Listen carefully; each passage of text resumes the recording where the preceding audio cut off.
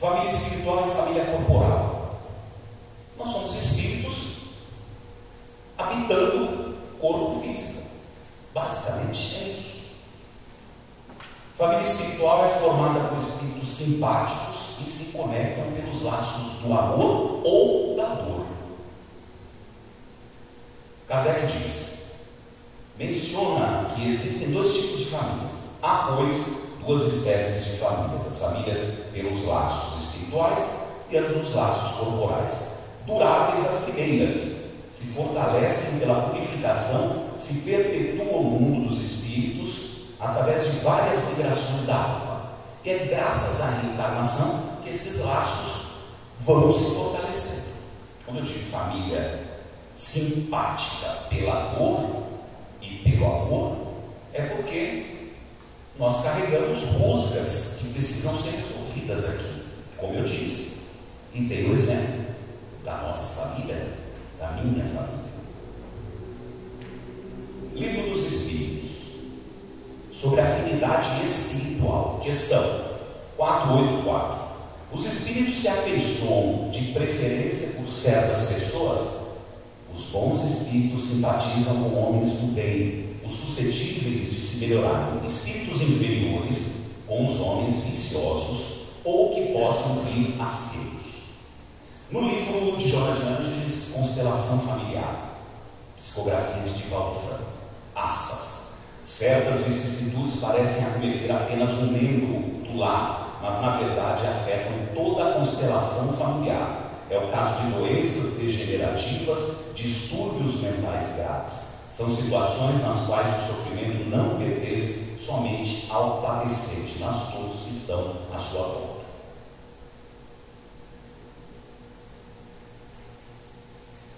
É bom porque nós imploramos para nascer e pedimos para vir, às vezes, como arrego de família, como suporte.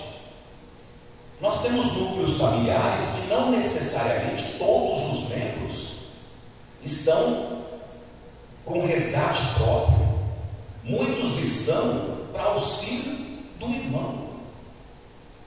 E aí, quando você tem uma pessoa no seu núcleo familiar com problema de saúde, com vício, você não pode deixar de lado e falar: resolva você mesmo e depois vem e me procura quando você estiver bem.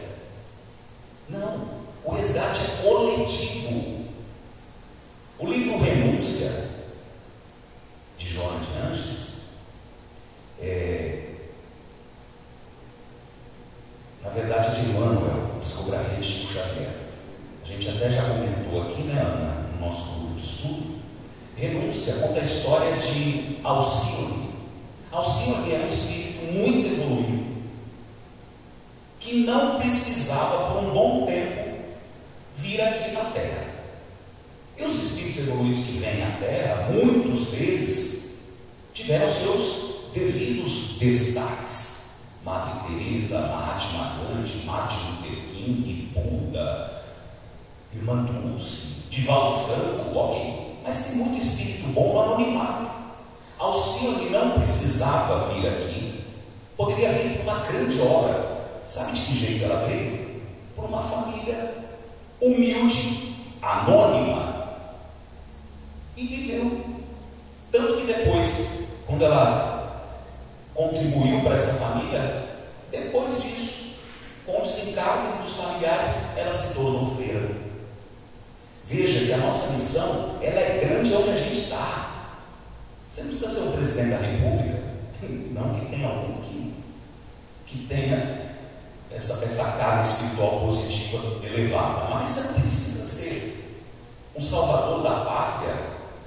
Seja você dentro do seu núcleo, porque nós caminhamos por uma relação familiar universal. Hoje eu tenho meu resgate aqui, ó, meu pai, minha mãe, eu, meu irmão. Conforme eu for evoluindo, eu vou começar a fazer parte do núcleo de Dúria, de Ara, porque a gente vai se encontrar coletivamente. Nós viemos de um pai só, estamos trabalhando estudando, aprendendo para voltar para Ele, embora Ele esteja dentro de nós. Nós vivemos para Deus, com Deus e em Deus.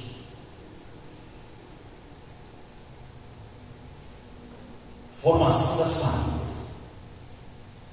As famílias são formadas, como eu disse, pelo amor ou pela dor, por afeição ou antagonismo.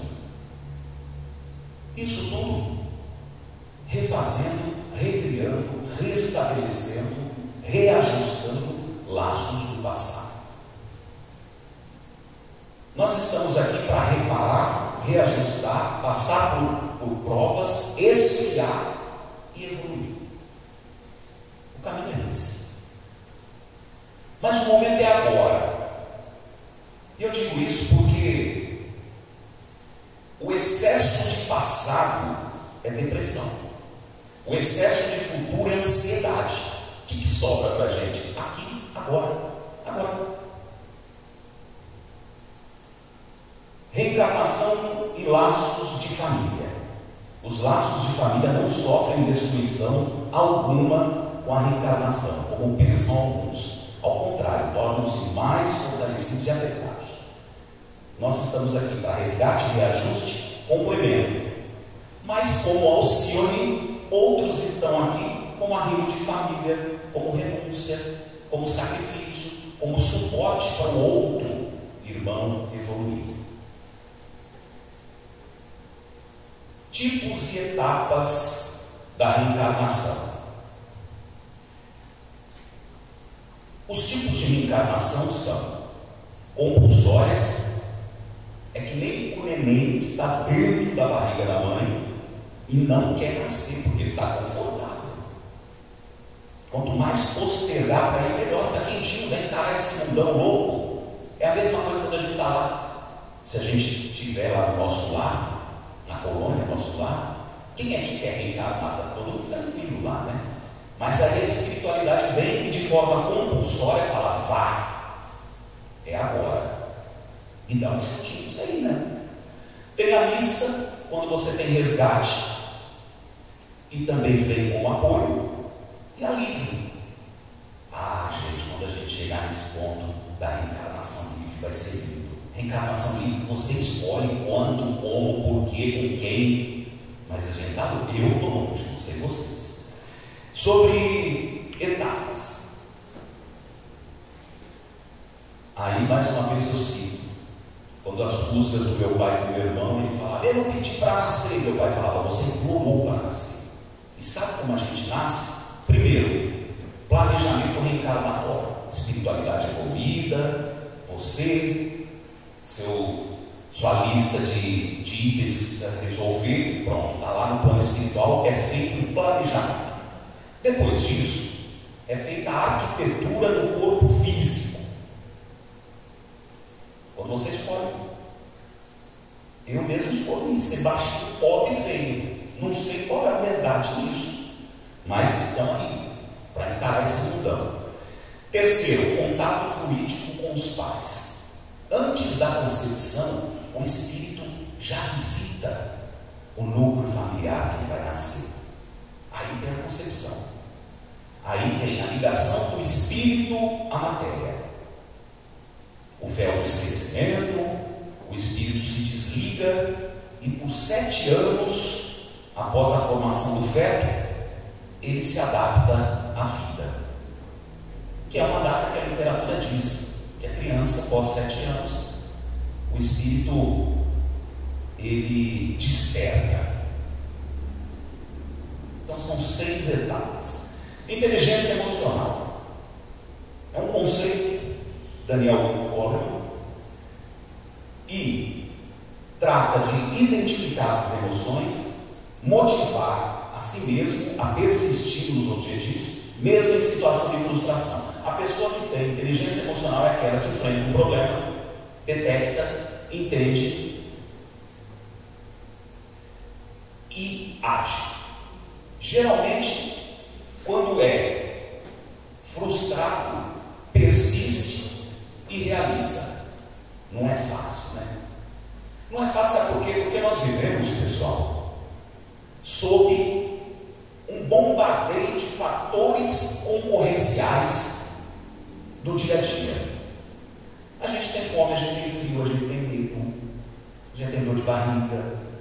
E aí, como que faz? Opa, eu sou uma pessoa centrada, eu sou o arrego da família. Mas tem dia que você acorda abaixo astral e você não sabe por quê. Talvez por uma viagem espiritual que você fez na noite anterior, de um trabalho que não foi muito bem realizado. Então a gente acorda mal. Não tem ninguém com inteligência emocional para dar aula. Só o Cristo. Quem assiste a série, que agora são 3 temporadas, e a Yara é fanática nessa série, The Chosen. Eu estou na 2ª temporada. Tudo que alguém questiona o Cristo, ele tem uma resposta emocionalmente correta. Incrível isso. A gente não tem. Porque a gente sofre com focos concorrenciais. Mas a gente está aqui para aprender. A gente está aqui. É uma sala de aula. É uma escola, Casa Maria de Nazaré. Identificar emoções, controlar impulsos, canalizar reações. Identificou, raciocinou, canalizou. E aí cada um canaliza do jeito. Aí você fala assim, peraí, existe uma receita para isso? Não. Tem gente que consegue se conectar com a espiritualidade. A gente estudou nessa semana, nas últimas semanas aqui, eficácia da prece, qualidade da prece. A eficácia é líquida e certa. Orou, pediu, Deus ouve. A qualidade da prece, de que jeito você ora, de que jeito você se conecta com Deus. Um amigo nosso, trabalhador da casa, falou assim, eu me conecto com Deus quando eu chego na casa do meu filho e eu fico conectado, eu me desligo do mundo e estou conectado com Deus. É o jeito dele.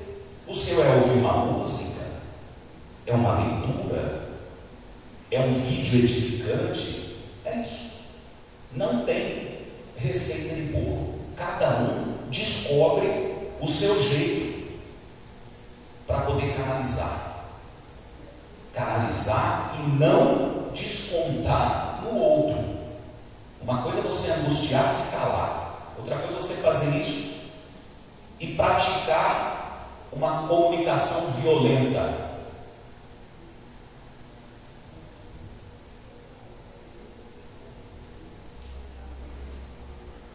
Educação emocional, cérebro, sentimento, espiritualidade, não é a nossa composição, né? Consciência, sentimento e espiritualidade. Educação emocional, um processo educativo direcionado ao aprimoramento das habilidades cognitivas. A prática da educação emocional nos permite identificar, nomear e reconhecer as nossas emoções e aprender a lidar com elas da melhor maneira possível. De que jeito? Tomada de decisões. De que jeito você toma decisões? De que jeito você resolve problemas? Qual é o seu equilíbrio? Autoconhecimento, autocuidado, autoconsciência, autogestão, consciência social, habilidades de relacionamento, tomada de decisão responsável. Como que a gente aprende a ter inteligência emocional? Lembrando, inteligência é um sistema, educação é o nosso repertório de conhecimento que a gente vai acumulando na vida. De que jeito? Autoconhecimento. Você consigo mesmo. O que você tem de qualidade, o que você tem de vício? De que jeito? Qual a sua estratégia? Autoconhecimento. O outro, interrelacionamento. Porque a partir do momento que você conhece a ti mesmo, você já consegue se posicionar no núcleo familiar e depois de forma expansiva no ambiente de trabalho, na coletividade, na multidão, etc. Então é isso. Aí ele diz assim, peraí, autoconhecimento, cada um faz a sua reflexão consigo mesmo, não tem receita. Interrelacionamento, pronto. Tudo na vida é aprendível. Eu não sei cantar. Se você fizer aula, alguma coisa você vai cantar. Tudo é aprendível. A educação emocional é aprendível. Seja pela meditação, seja por uma terapia, seja por um profissional psicólogo, psiquiatra, seja através comunicação não violenta. E se nada disso servir, o Evangelho, que é o código moral, o código que contém todas as leis morais, é o Evangelho. Aí você fala assim: nossa, mas eu leio tanto, e o negócio não se processa. Veja que nós estamos expostos, como eu disse, a várias situações e a várias concorrências. Nós temos uma carga espiritual, nós temos um corpo físico pesado, denso, e a gente está mais próximo do início, quando Deus nos criou, do que da metade. Para vocês terem ideia do tamanho que é esse universo, que a ciência já trata como multiverso, só o nosso sistema solar, a Via Láctea, ela tem de largura de baixo para cima. Quando você vê aquele desenho no livro que está lá, Mercúrio, Vênus, Terra, Marte, Júpiter, Saturno, Netuno, Urano, Plutão e o Sol, pronto, aquele desenho assim tem no livro. A largura da Via Láctea, para vocês terem uma ideia, tem 3.000 anos-luz. A largura. O comprimento da Via Láctea tem 100.000 anos-luz. O que é um ano-luz? O que é a velocidade da luz? 300.000 quilômetros por segundo. Então faça a conta aí, Marquinhos matemático. Se a gente for pensar então, a velocidade da luz, 300.000 quilômetros por segundo. Qual é a distância de 3.000 anos-luz? É inconcebível, é muito grande. Isso é a nossa estrelinha chamada Sol. E a ciência já nos adianta que nós temos os exoplanetas, planetas que orbitam outras estrelas, igual ao Sol. Exoplanetas, ou seja, isso é a ciência, não é a filosofia, não é a espiritualidade que está dizendo, não. É a espiritualidade raciocinada. A ciência nos traz isso, essa quantidade de exoplanetas. Ou seja, você tem outras estrelinhas chamadas de Sol, com planetas orbitando. E tem uma aqui pertinho da gente, que já tem 2 planetas orbitando ela. E com certeza tem vida lá. Para vocês terem uma ideia, ainda não se sabe se o Big Bang foi a explosão para criar o nosso sisteminha solar ou foi a explosão do multiverso. Não se sabe se o universo começa denso, pequeno, quente, ele vai se expandindo, a Via Láctea vai se expandindo, se torna fria, até desaparecer, escura, aí apaga. Não se sabe se o universo começa e termina, já tem outros universos, ou se ele dá continuidade, esfria e começa a aquecer de novo. Olha que coisa absurda. São 200 bilhões de galáxias. Uma delas é a nossa, Via Láctea, com 100 bilhões de estrelas. Uma estrela é o Sol, com 9 planetinhas, um dele é a Terra. A Terra com 7 bilhões e meio de pessoas, 3 bilhões de espécies, 30 mil apenas catalogadas. Aí você fala: caramba, eu sou nada do subtreco, do subtroço. Nós somos isso. Aí você vem falar assim: a vida é tão rápida. Nós vivemos aqui 80, 90, 100 anos, é tão rápida para a gente ter problema com família. Vamos tentar resgatar logo, porque senão a gente vai para aqui, não. E aí, gente, nessa reta final, quando eu falei para vocês que o defeito que alguém carrega no núcleo familiar é responsabilidade de todos, basta lembrar de um grande acontecimento. Mas antes, eu vou ler esse último slide aqui. Educação Emocional e Espiritismo, Allan Kardec, capítulo 5, item 5. Espíritas, 2 são os mandamentos. Amai-vos, eis o primeiro, está escrito aqui na casa da Maria. Instruí-vos, eis o segundo. Educação é instrução. Kardec já pede para a gente se amar e a gente estudar. Livro dos Espíritos, Alicerce da Doutrina Espírita. No que trata de perfeição moral, Kardec, ao comentar a questão 917, diz: a educação, se for bem compreendida, será a chave do progresso moral. Quando se conhecer a arte de manejar os caracteres, como se conhece a de manejar as inteligências, poder-se-á endireitá-las como se fazem a planta nova. A educação é o caminho. Tudo bem que é pejorativo, banalizou falar de educação por conta da política, mas essa educação do berço, essa educação familiar, é a mais nobre, é a mais válida de todas. Voltando então para encerrar, tem mais um aqui. Pestalozzi, grande educador do amor, disse: educação como sendo o desenvolvimento harmonioso de todas as potencialidades do ser, considerando como sendo elementos básicos no interior da criatura humana, inteligência, sentimento e vontade. Para ele, a tríade é sintetizada em educar a cabeça, o coração e as mãos, resumindo a educação racional e emocional. Inteligência, sentimento, vontade.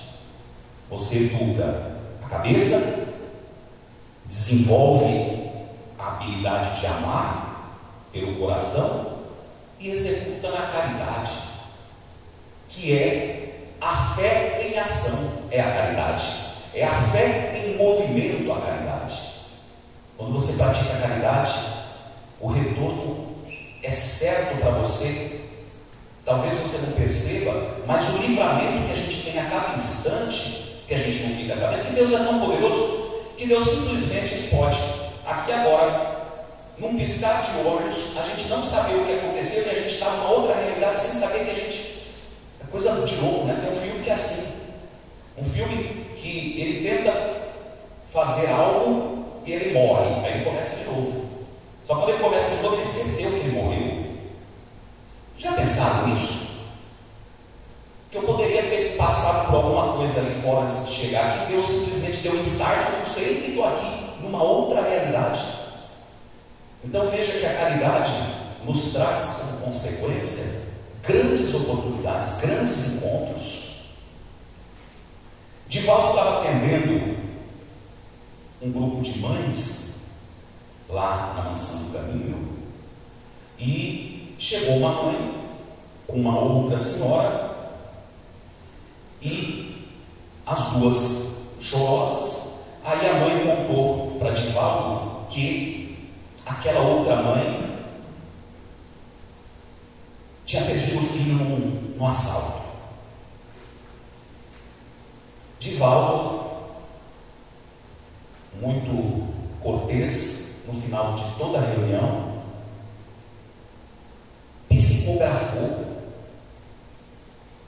e também viu o filho ali. E essa mãe que estava lá falou: eu vou mandar matar o amigo dele que fez isso com ele, tal, tal, tal. E Divaldo percebeu a presença do filho assassinado. E aí ele disse: diga para minha mãe que ele estava sob efeito de drogas. Era meu amigo, continua sendo meu amigo. Eu o respeito e o perdoo. Aí as duas senhoras foram embora. Na outra semana apareceram 3 senhoras: a amiga de Divaldo, a mãe do filho assassinado e a mãe do algoz. E aí a carta que foi psicografada, a mãe do algoz levou para ele na prisão. No final de tudo isso, A mãe do algoz se tornou uma grande entusiasta das causas antidrogas. O filho assassino estudou psicologia. O que se quer dizer com isso? Um perdão que salvou uma vida. Talvez aquele menino preso seria assassinado pelo que ele fez. E o perdão da vítima salvou a vida do algoz. Então, quando você tiver alguém dentro de casa, não vem com essa história de o resgate, cada um tem a sua responsabilidade. Não, o resgate é conjunto, o resgate é coletivo. Estenda a mão, traz para junto. Não vem com essa de se resolva lá e depois vem atrás de mim. Não. Você pode estar passando pelo mesmo resgate com essa pessoa, você pode estar sendo testado, você pode estar espiando, e você pode estar como auxílio, apenas como um arrimo de família, uma mãe amiga, e que vai te atribuir muitos pontos luz na espiritualidade. Finalizo aqui dizendo que não há receita, tudo é aprendível, a inteligência é inerente ao ser humano, a educação é o processo que a gente aprende, seja lá qual for o seu. Procure, não sei, cada um vai descobrir a sua forma de se relacionar consigo mesmo, se conectar com Deus em primeiro lugar. Até o jeito da oração conta na qualidade, na eficácia. Se conectar com Deus, entender a si próprio, interrelacionar com o mundo. E se mesmo assim você falar, minha missão parece que não é grande. Tem gente, eu pensava isso, falei, o que eu estou fazendo aqui? Eu não estou contribuindo com nada. Eu estou passando, estou sendo empurrando com a barriga. Aí depois a literatura espírita vem e nos acende luzes, e aí eu percebo que aonde eu estou, eu posso fazer algo. Eu estou aqui. Eu sou o primeiro que ouve o que eu estou falando. Eu ouvi para mais perto da minha boca. Eu estou tendo aqui a oportunidade que vocês estão me dando de estarem aqui no domingo, 7 horas da noite, a oportunidade que eu tenho para tentar melhorar. E repito o que eu digo no início: a família independe de 9, 10 filhos. Mário Quintana, poeta gaúcho, faleceu aos 88 anos de idade. Ele disse assim: eu prefiro dezenas de mulheres esperançosas do que uma desiludida. Então, se você achar que você não serve para algo, não começa. Ou se for começar, é para resgatar o que for seu e o que for da pessoa. Não existe regra, vamos encarar esse mundo na sua irrepetibilidade, no seu ineditismo, na sua virgindade. Vamos amar, vamos praticar caridade, e aí a gente vai perceber que valeu a pena ter estado nessa terra, sob estes céus, falando de amor, paz, caridade, perdão e agradecimento. A minha oração é essa: Deus, a única coisa que eu estou apto é pedir perdão e agradecer. Do mais Ele faz. Feliz 2024 a todos, obrigado pelo carinho, vão em paz e que Deus os abençoe.